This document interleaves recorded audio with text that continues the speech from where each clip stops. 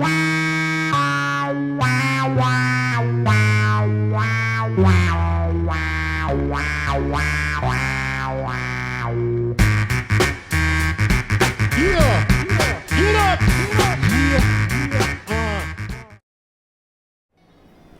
book, Sweet Child of Mine, is a labor of love. I put it together so that everyone will know what it's really like to be a rock star's mom. People come up to me and they say to me, "Oh, you're so lucky to be a rock star's mom. Oh, Steven Adler's so wonderful."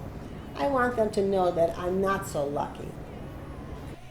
My son is one of the most notorious drug addicts of all time. Everybody knows he's a drug addict. I can't hide it anymore. In most families, they have a son or daughter on drugs, and maybe, just maybe, 20 people might know about it.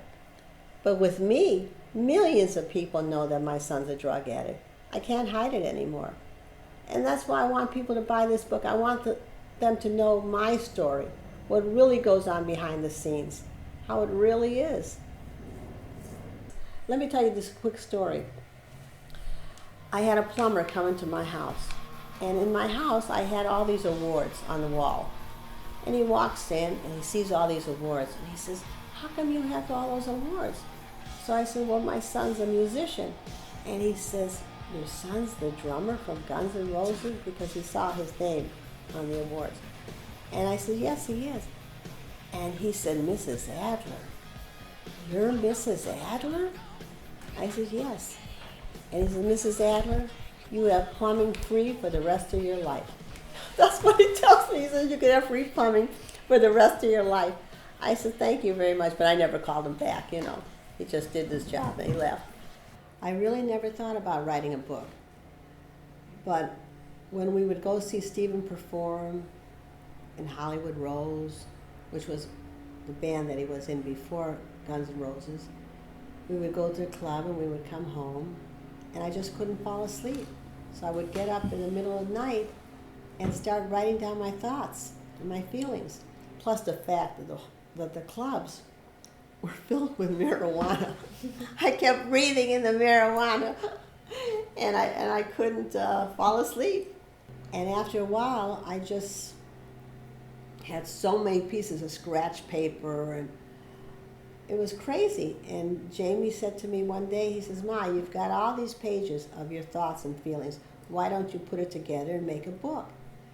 And I said, "Yeah, that sounds like a good idea," but I didn't think anybody would be interested in it. I was just telling what my thoughts were. And so I started putting it together, and here I am. Steven is very pleased about me writing the book, and he's read a few of the transcripts, and he says, "Ma, this is great." He says, "Now you could tell your own story. Your side of the story," he said. So I said, "Okay, I'm glad you like it." And he's behind me 100%. So. Was there any specific part of the book that made him particularly upset or happy? Well, I'm sure there will be when the finished product is out, but right now he doesn't know everything that I wrote, so I can't answer that.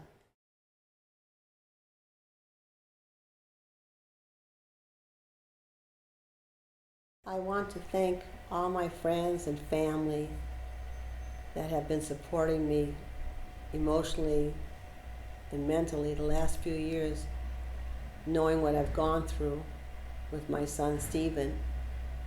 And it means a lot that they've always been there for me, and I say thank you for that.